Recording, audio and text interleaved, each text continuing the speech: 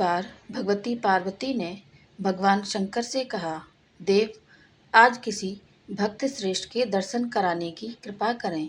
भगवान शंकर तत्काल उठ खड़े हुए और कहा, जीवन के वही क्षण सार्थक हैं जो भगवान के भक्तों के सानिध्य में व्यतीत हों। भगवान शंकर पार्वती जी को वृषभ पर बैठाकर चल दिए। पार्वती जी ने पूछा, प्रभु, हम कहाँ चल रहे हैं? शंकर जी ने कहा, हस्तिनापुर चलेंगे, जिनके रथ का सारथी बनना श्री कृष्ण ने स्वीकार किया। उन महाभाग अर्जुन के अतिरिक्त श्रेष्ठ भक्त पृथ्वी पर और कौन हो सकता है? किंतु हस्तिनापुर में अर्जुन के भवन के द्वार पर पहुंचने पर पता लगा कि अर्जुन सो रहे हैं।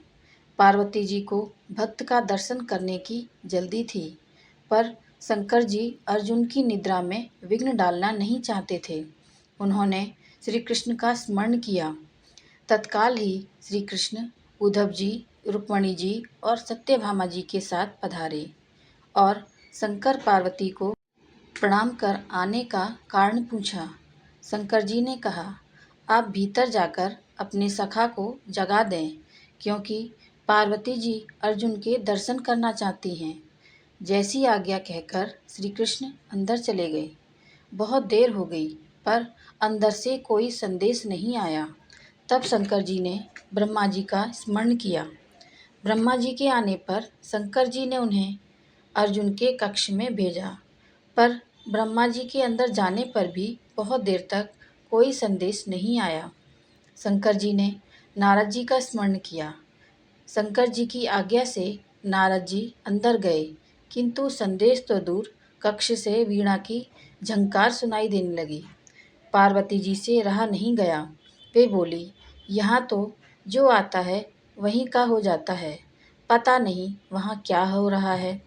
आइए अब हम स्वयं चलते हैं। भगवान शंकर पार्वती जी के साथ अर्जुन के कक्ष में पहुँचे। उधर श्री कृष्ण जब अर्जुन के कक्ष में पहुँचे थे, तब अर्जुन सो रहे थे और उनके सिरहाने बैठी सुभद्रा जी उन्हें पंखा झल रही थीं। अपने भाई को आया देखकर वे खड़ी हो गईं और सत्यभामा जी पंखा झलने लगी। उद्धव जी भी पंखा झलने लगे। रुक्मणी जी अर्जुन के पैर दबाने लगी। तभी उद्धव जी व सत्यभामा जी चकित होकर एक दूसरे को देखने लगे। श्री कृष्ण ने पूछा, क्या बात है? तब उद्धव जी ने उत्तर दिया, धन्य हैं ये कुंती नंदन, निद्रा में भी इनके रोम रोम से श्री कृष्ण की ध्वनि निकल रही है।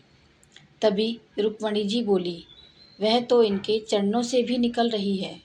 अर्जुन के शरीर से निकलती अपने नाम की ध्वनि जब श्री कृष्ण के कान में पड़ी तो वे प्रेम विभल हो गए और भक्तवत्सल भगवान श्री कृष्ण स्वयं अर्जुन के चरण दबाने बैठ गए। भगवान श्री कृष्ण के नवनीत से भी सुकुमार हाथों के स्पर्श से अर्जुन की निद्रा और भी प्रगाढ़ हो गई। उसी समय ब्रह्मा जी ने कक्ष में प्रवेश किया और यह दृश्य कि भक्त सो रहा है और उसके रोम रोम से श्री कृष्ण की मधुर ध्वनि निकल रही है और स्वयं भगवान श्री कृष्ण अपनी पत्नी रुक्मणी जी के साथ उनके चरण दबा रहे हैं। ब्रह्मा जी भाव विभल हो गए और अपने चारों मुखों से वेद की स्तुति करने लगे। इसे देखकर देवर्षि नारद भी वीणा बजाकर संकीर्तन करने लगे। भगवान शंकर व माता पार्वती भी इस अलौकिक दिव्य प्रेम को देखकर प्रेम के अपार सिंधु में निमग्न हो गए। शंकर जी का डमरू भी डिम डिम निनाद करने लगा और वे नृत्य करने लगे। पार्वती जी भी स्वर मिलाकर हरि गुणगान करने लगी। इस तरह सच्चे भक्त के अलौकिक दिव्य प्रेम ने भगवान को भी भाव विह्वल कर दिया।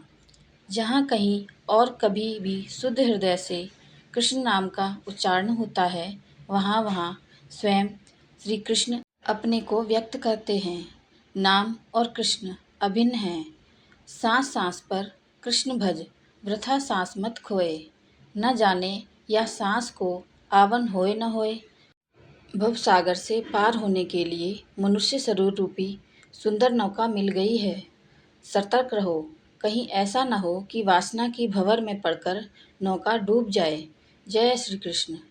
मेरी ये कहानी आपको कैसी लगी मुझे कमेंट करके ज़रूर बताएं और मेरे चैनल को लाइक, शेयर और सब्सक्राइब ज़रूर करें। धन्यवाद।